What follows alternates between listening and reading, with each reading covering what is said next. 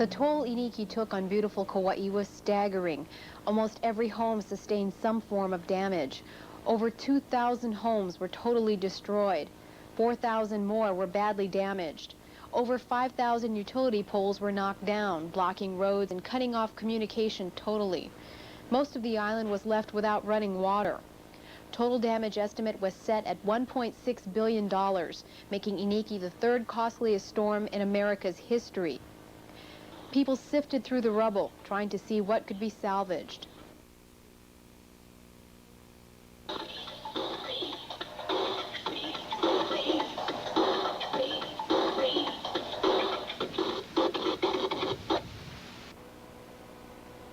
But Iniki not only took homes and dreams away, 2 lives were lost as a direct result of the storm. This Kilauea woman lost her father, Adeodoro Garcia, when he was hit by flying debris. We're trying to get out and go up to the neighbor, but then it's a lot of debris flying, flyboards. That's what my father got killed. The Garcia family ran across the street to Sybil Nishioka's house to seek shelter. About when the wind started getting really heavy, I had locked myself in the bedroom with my dog, and when it was getting really bad, I heard knocking on the door, like screaming and pounding, and I couldn't believe someone was out in this. I came out, and it was my neighbors across the street. Apparently, the older gentleman, the father, Marcelina's father, had gotten hit in the head while their house was collapsing. So they stayed here during the rest of the storm, but he passed out after. It has been said over and over, though, that it was incredible that there were only 2 deaths amid this destruction. Kapa'a Elementary was one of the schools hardest hit on the island. Classrooms were torn open, schoolwork and art projects were blown away. Items dear to the students' hearts were gone.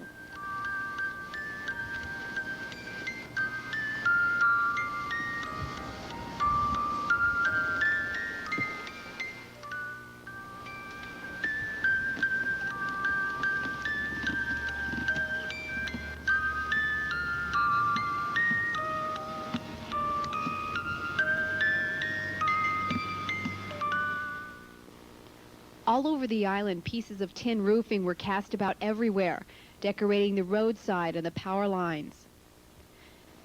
The garden island was not a garden anymore. What was a spectacular green before the storm was an angry, bruised brown. Kauai's foliage looked as if it had been burnt by fire and not the wind.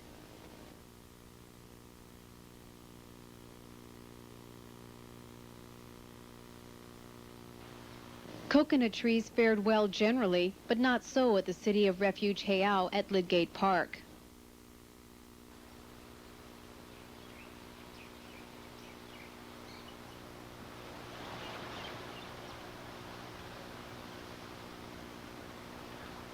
Here in Kapa'a, you see the first evidence of the long lines that mark the post-disaster period.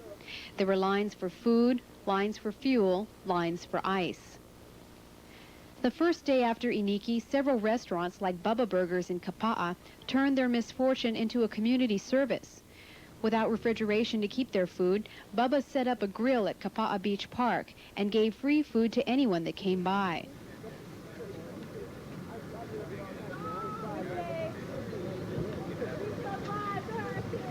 Churches on the island were not spared by Iniki's fury.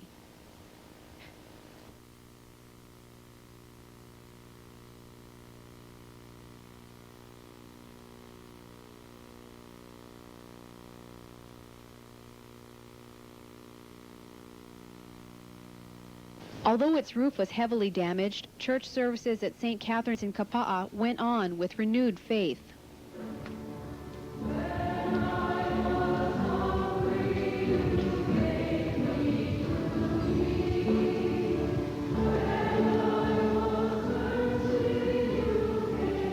This was one of the worst hurricanes that I have ever gone through. However, it has brought back a lot of wonderful spirit of the aloha spirit. The people are very, very cooperative, and their great faith has brought them through this, and they are becoming more beautiful as we go along with our relationships. Church usher Pete Favaloro was one of many whose home was destroyed. Our house is gone.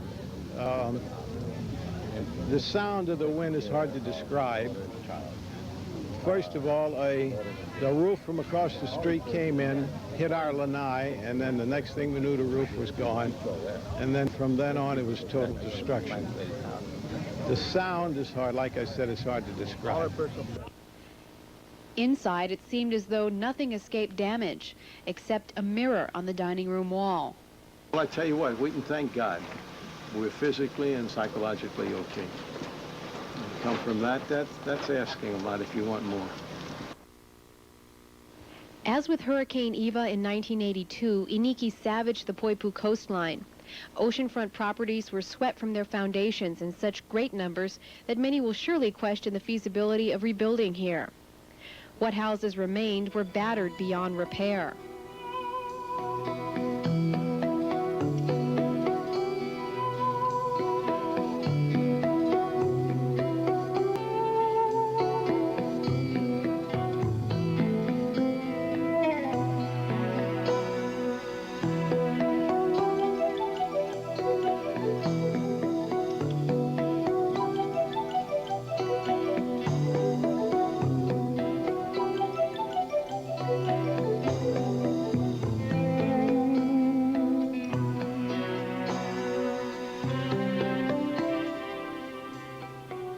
The National Guard was asked to come to Kauai even before the hurricane touched land, and their presence was warmly welcomed on the island. Helicopters brought in emergency supplies, and guards kept the peace in communities that were shattered by loss. In the midst of the chaos, the military presence provided a comforting sense of order for many. Everything being under control.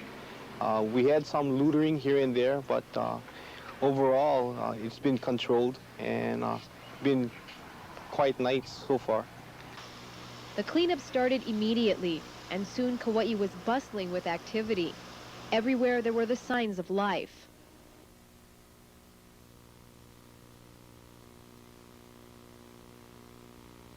Kauai's aloha spirit was what carried the island through the first brutal days after the hurricane. And soon outside help was pouring in. Kauai was on the way to recovery. Feeding centers were set up island-wide, staffed by the Salvation Army, Red Cross, military personnel, and local volunteers. Food and emergency supplies were passed out to those who stood in line. The island was declared a federal disaster area, and Federal Emergency Management Agency, or FEMA, sent representatives to Kauai to lead in the recovery effort. Even FEMA board member Marilyn Quayle, wife of Vice President Dan Quayle, came to assess the situation. Kauai received national attention. Reporters from around the country converged on the island. This media coverage inspired people from all around the state and all around the nation to send relief supplies and donations. Mayor Yukimura held daily press briefings on the status of the recovery effort. A major milestone in the post-hurricane period was the arrival of the first load of generators to be sold. Generators were a valuable commodity, as people couldn't bear the thought of doing without electricity for what may be many weeks. But along with the luxury of a generator came the price of noise pollution in neighborhoods, and tempers flared as neighbors disagreed when was an appropriate time to turn off a generator at night, if one should be turned off at all. The reopening of banks marked another step in the recovery process. With greater access to their money, people were better able to get the emergency supplies they needed. However, the reopening of some establishments caused so much excitement that traffic gridlock was created. Everyone wanted to go to the Golden Arches when they started serving. Traffic congestion became a major issue as people drove around looking for supplies and emergency assistance without the aid of modern communications. In response to this problem, the county created the Iniki Express bus service, Kauai's first island-wide bus system with free rides for everyone, 7 days a week. The system incorporated tour bus companies and school buses in the federally financed program. Everyone's heroes were the military personnel. They brought food, baby items, and willing and able hands to assist in the cleanup. At its largest, the military presence on Kauai topped 6,000 troops, including Army, Navy, Air Force, Marines, and Guard. Pacific Missile Range personnel were at the heart of the West Side's survival. The USS Belleau Wood brought in field kitchens, Humvees, military trucks, and the personnel to staff them.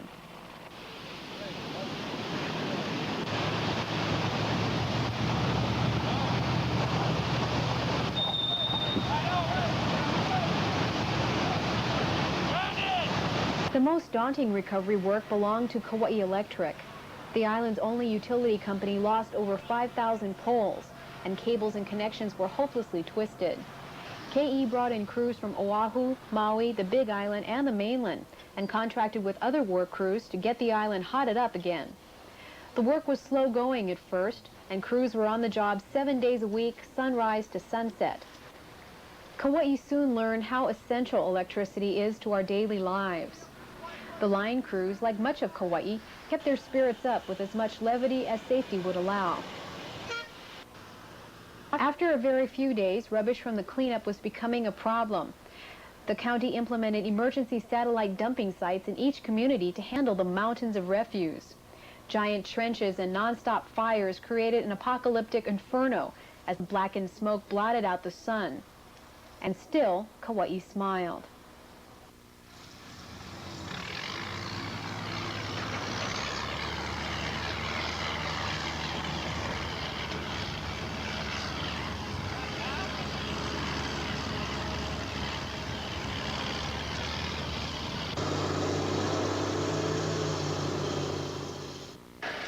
Debris removal was too much for residents to do alone, so Operation Guard and Sweep began.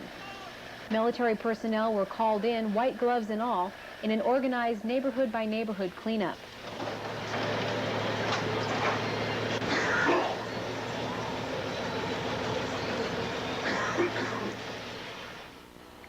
With communication systems so badly damaged, Kauai's lifeline became this radio station. Kong Radio miraculously managed to get back on the air just 2 days after the storm, and was then swamped with a constant stream of information from official sources and from people trying to check on their loved ones. Part of the recovery was just covering up thousands of leaking roofs. Plastic and most noticeably blue tarps decorated the landscape in anticipation of the fast approaching winter rains.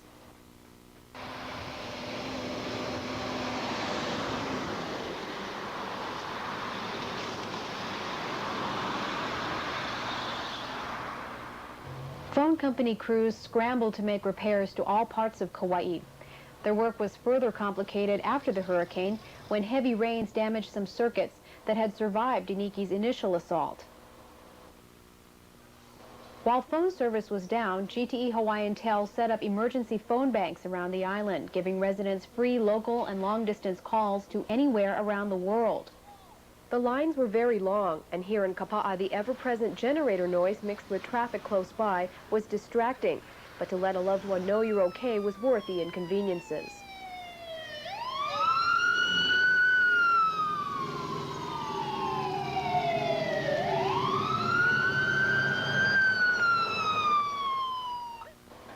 Just 1 week after Iniki, the primary elections were held, and state elections officials ruled no exceptions or postponements could be made for Kauai. The voter turnout was lighter than usual, but at 53%, officials were proud that Kauai voters made the extra effort to come out at all. However, without a mayor's or governor's race on the ticket, the elections were largely forgettable. But what will prove to be unforgettable will be the spirit of the people of the island and those that gave from the heart to bring back beautiful Kauai. Iniki made heroes out of ordinary people, people who were on Kauai for the first time, people who had lived here all their lives. Neighbors and strangers were swept up in the intangible phenomenon called the aloha spirit. County officials had high words of praise for the relief effort. When the last winds of Iniki ceased blowing, it left a devastated island. All our electric and phone lines were down, and there was almost no communication between and among parts of the island of Kauai. It was then that the spirit and spunk of the people of Kauai showed itself, because all around the island, in communities as small as subdivisions or as big as towns, people began to band together and work together to meet the needs and the situations that were created by the hurricane. One of the Red Cross workers who came from Florida over to Kauai said he couldn't believe the situation here on Kauai, because in Florida people were just sitting waiting for government to come to their aid, whereas here on Kauai citizens were not waiting. They were taking the situation into their hands, using whatever resources they could find or dig up, and working together to help each other survive through those first few crucial days and even into the days that we are facing right now. Never forget it. Over and over again, outsiders marveled at the resilience of the Iniki survivors.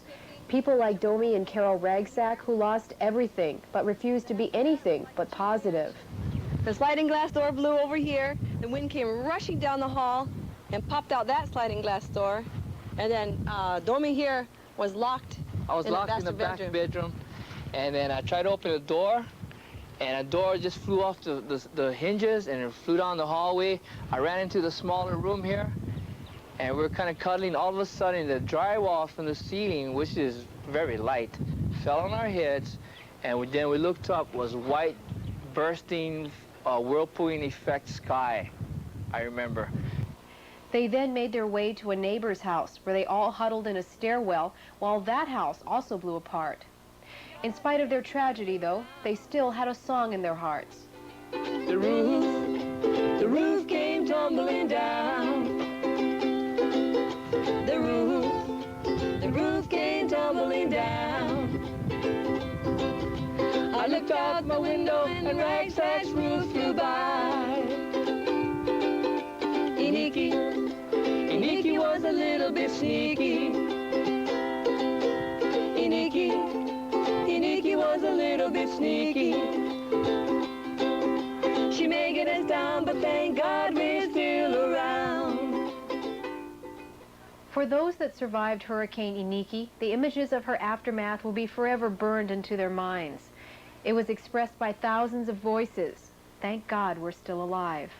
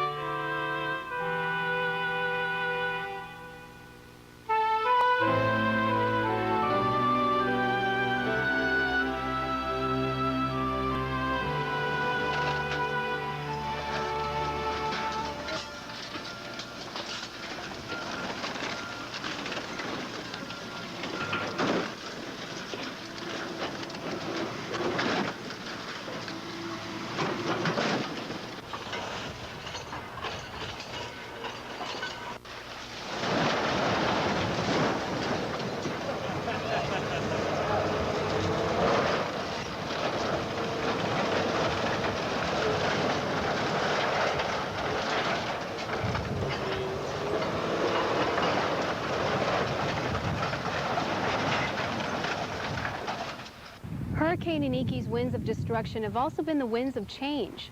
This empty lot was the site of the historic Roxy Theater. It's gone now, another victim to the storm.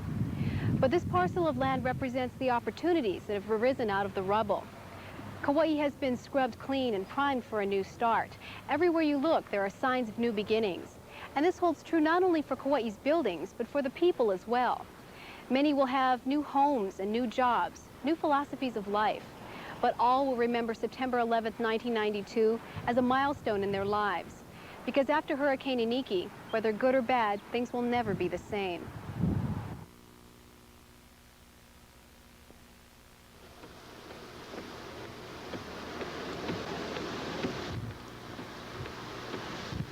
Turn your lights on.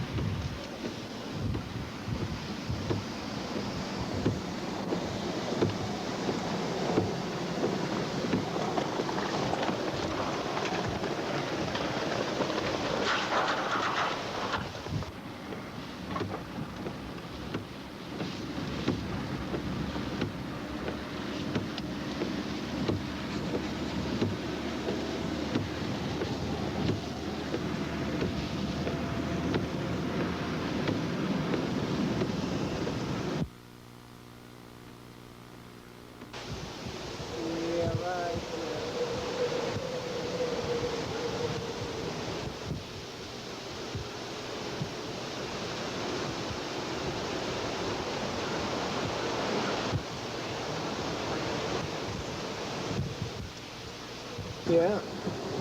Yeah, it is.